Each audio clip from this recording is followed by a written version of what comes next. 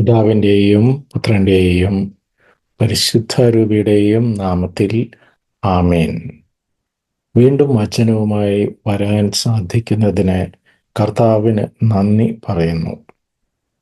ഇന്ന് വിചിന്തനം ചെയ്യുന്ന വചനഭാഗം യെശയ്യാ 58:6 മുതലുള്ള വാക്യങ്ങൾ. ദുഷ്ടതയുടെ കെട്ടുകൾ പൊട്ടിക്കുകയും നുകത്തിന്റെ കയറുകൾ അഴിക്കുകയും മർദ്ദിതരെ സ്വതന്ത്രരാക്കുകയും എല്ലാ നുകങ്ങളും ഒടിക്കുകയും ചെയ്യുന്നതല്ലേ ഞാൻ ആഗ്രഹിക്കുന്ന ഉപവാസം. വിശക്കുന്നവനുമായി ആഹാരം പങ്കുവയ്ക്കുകയും ഭവനരഹിതനെ വീട്ടിൽ സ്വീകരിക്കുകയും നഗ്നനെ ഉടുപ്പിക്കുകയും സ്വന്തക്കാരിൽ നിന്ന് ഒഴിഞ്ഞു മാറാതിരിക്കുകയും ചെയ്യുന്നതല്ലേ അത്. അപ്പോൾ നിന്റെ വെളിച്ചം പ്രഭാതം പോലെ പൊട്ടിവിരിയും. നീ വേഗം സുഖം പ്രാപിക്കും.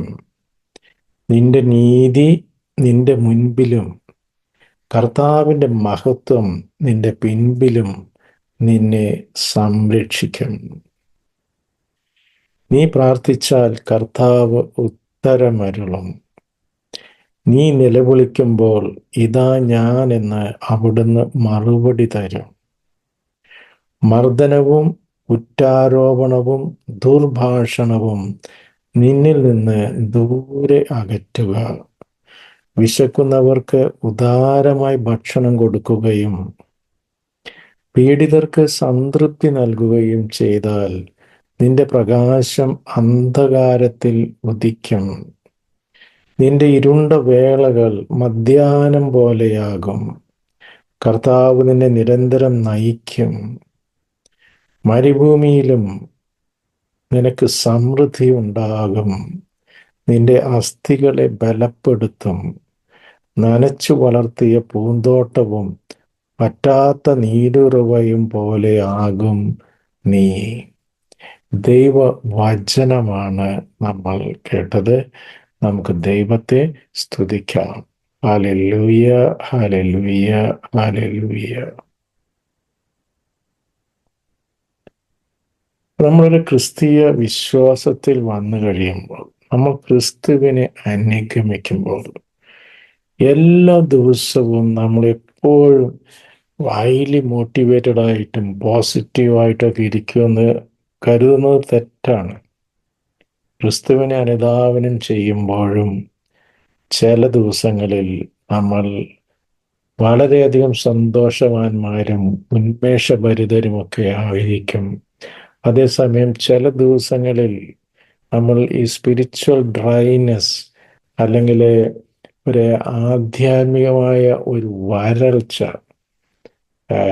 മൊത്തം ഒരു ഡിപ്രഷൻ മോഡിലോട്ടൊക്കെ നമ്മൾ പോകുവാനും സാധ്യതയുണ്ട്. അല്ലെങ്കിൽ അത് വളരെ വളരെ ക്ലിയറാണ്. ക്രിസ്തുവിനെ നാഥനായി സ്വീകരിച്ചവർ എന്നും സന്തോഷത്തിലും ഐശ്വര്യത്തിലും ആഹ്ലാദത്തിലുമായിരിക്കുമെന്ന് യാതൊരു ഗ്യാരണ്ടിയുമില്ല. ചില സമയങ്ങളിൽ, ചില ദിവസങ്ങളിൽ, അല്ലെങ്കിൽ കുറച്ച് ദിവസങ്ങളിലേക്കെങ്കിലുമൊക്കെ അവർ ആകുല ചിത്തരും നിരാശയൊക്കെ പിടിപെടാൻ വളരെയധികം സാധ്യത ഉണ്ട്. അങ്ങനെയുള്ള അവസരങ്ങളിൽ അതിനെ അതിജീവിക്കുവാനുള്ള കാര്യങ്ങളാണ് ഇന്നത്തെ വചനം നമുക്ക് നൽകുന്നത്. മെയിനായിട്ട് പറയുന്നത് ചാരിറ്റി ചെയ്യുക, ഭവനരഹിതനെ വീട്ടിൽ സ്വീകരിക്കുക, വസ്ത്രമില്ലാത്തവന് വസ്ത്രം കൊടുക്കുക, ബന്ധിതരെ മോചിപ്പിക്കുക, ദുർഭാഷണവും പരദൂഷണത്തിൽ നിന്നൊക്കെ അകന്നു നിൽക്കുക, രോഗികളെ സന്ദർശിക്കുക. ഒരു ഉന്മേഷക്കുറവ് അല്ലെങ്കിൽ ഒരു ഡിപ്രഷൻ അല്ലെങ്കിൽ നിരാശയൊക്കെ ക്രിസ്തുവിനെ ആശ്രയിച്ചിട്ടും വരുന്ന സമയത്ത് ഒരു യഥാർത്ഥ ക്രിസ്തു വിശ്വാസി ചെയ്യേണ്ടത് ഈ പരദൂഷണത്തിൽ നിന്നും ദുർഭാഷണത്തിൽ നിന്നും വ്യർത്ഥ ഭാഷണത്തിൽ നിന്നുമൊക്കെ അകന്നു നിൽക്കുക. അതുപോലെ തന്നെ സഹായം ആവശ്യമുള്ളവർക്ക് സഹായം പറ്റുന്ന രീതിയിൽ സഹായം എത്തിക്കുക. അത് പല രീതിയിലാകാം. ഇപ്പോൾ ബന്ധിതർക്ക് മോചനം കൊടുക്കുക. ആരാണ് ബന്ധിതർ? ചിലപ്പോൾ മദ്യാസക്തിക്ക് അടിമപ്പെട്ടവരാകാം, മയക്കുമരുന്നിന് അടിമപ്പെട്ടവരാകാം, വ്യഭിചാരത്തിന് അടിമപ്പെട്ടവരാകാം, പോർണോഗ്രഫിക്ക്, അശ്ലീല ചിത്രങ്ങൾക്ക് അടിമപ്പെട്ടവരാകാം, ഗുണ്ടായുസത്തിന് അടിമപ്പെട്ടവരാകാം. അപ്പൊ ഇങ്ങനെയുള്ളവരെയൊക്കെ കാണുമ്പോൾ മാറിപ്പോകാതെ അവരോട് കരുണയോടെ അവരോട് ഇടപെടുകയും അവരുടെ ജീവിതത്തിൽ ഒരു മാറ്റം വരുത്താൻ സാധിക്കുമോ, അതിനുള്ള ഉപദേശവും കാര്യങ്ങളും നിർദ്ദേശങ്ങളും ഒക്കെ കൊടുക്കുവാൻ ഒരു ക്രിസ്തു അനുയായി ബാധ്യസ്ഥനാണ്. ഭവനമില്ലാത്തവർക്ക് അവരെ സ്വീകരിക്കുക, പറ്റുമെങ്കിൽ ഒരു ഭവനമൊക്കെ നേടിക്കൊടുക്കുവാനുള്ള സഹായമൊക്കെ ചെയ്തു കൊടുക്കുക. പഠിക്കാൻ പൈസ ഇല്ലാത്തവർക്ക് അവരെ സഹായിക്കുക. മരുന്ന് വാങ്ങിക്കാൻ പൈസ ഇല്ലാത്തവർക്ക് അത് കൊടുക്കുക. വിദ്യാഭ്യാസ കുറവ് മൂലം, അജ്ഞത മൂലം പല കാര്യങ്ങളും മുന്നോട്ട് കൊണ്ടുപോകാൻ സാധിക്കാത്തവർക്ക് അവരെ സഹായിക്കുക. ഒത്തിരി ആളുകളുണ്ട്, അവർക്കൊരു പാൻ കാർഡ് എടുക്കാൻ പോലും അറിയില്ല, എന്താണ് അതിൻ്റെ പ്രൊസീജിയർ എന്നറിയില്ല, ഒരു ബാങ്ക് അക്കൗണ്ട് എങ്ങനെ തുടങ്ങണമെന്ന് അറിയില്ല. ഇവിടെയൊക്കെ ധാരാളം അവസരങ്ങൾ ക്രിസ്തു അനുയായികൾക്ക് തുറന്നു കിടപ്പുണ്ട്. അപ്പോൾ കർത്താവെ കർത്താവെ എന്ന് വിളിക്കുന്നവരല്ല എൻ്റെ യഥാർത്ഥ ക്രിസ്തു അനുയായി.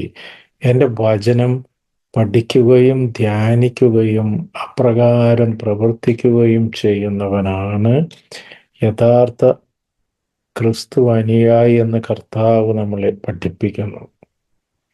അപ്പോൾ കിട്ടുന്ന നമ്മുടെ അവസ്ഥ എന്ത് തന്നെയായിരുന്നാലും, അത് സന്തോഷത്തിലാകാം, സന്താപത്തിലാകാം, ആകാംക്ഷയിലാകാം, നിരാശയിലാകാം, അതെന്തൊക്കെ ആയിരുന്നാലും സുകൃതങ്ങൾ ചെയ്ത് മുന്നേറുന്നവന്റെ മുൻപിൽ അവന്റെ നീതിയും, കർത്താവിന്റെ നീതിയല്ല, നമ്മൾ ചെയ്ത സുകൃതങ്ങളുടെ നീതി നമ്മെ മുമ്പിൽ നിന്ന് നയിക്കുകയും കർത്താവ് നമ്മെ പിന്നിൽ നിന്ന് നമ്മളെ കാത്തു രക്ഷിക്കുകയും ചെയ്യും എന്നാണ് ഈ വചനഭാഗം നമ്മളെ പഠിപ്പിക്കുന്നത്. നിന്നെപ്പോലെ നിന്റെ അയൽക്കാരനെയും സ്നേഹിക്കുക. കർത്താവ് നമ്മളെ ഉപാധികളില്ലാതെ സ്നേഹിച്ചതുപോലെ നമുക്കും തീഷ്ണതയോടെ മറ്റുള്ളവർക്ക് സേവ ചെയ്തുകൊണ്ട് മുന്നോട്ട് പോകാം. അപ്രകാരം ചെയ്യുക വഴി നമ്മുടെ നിരാശകൾ മാറിക്കിട്ടും, നമ്മുടെ ആകാംക്ഷകൾ മാറിക്കിട്ടും, ക്രിസ്തുവിൻ്റെ പ്രകാശം നമ്മിൽ വീണ്ടും ഉദിക്കും. ഇതിനുള്ള കൃപയ്ക്കായി നമുക്ക് സർവേശ്വരനോട് പ്രാർത്ഥിക്കാം. ദൈവം നമ്മെ എല്ലാവരെയും സമൃദ്ധമായി അനുഗ്രഹിക്കട്ടെ. God bless. നിങ്ങളും എനിക്ക് വേണ്ടി പ്രത്യേകം പ്രാർത്ഥിക്കുമല്ലോ. ആമേൻ.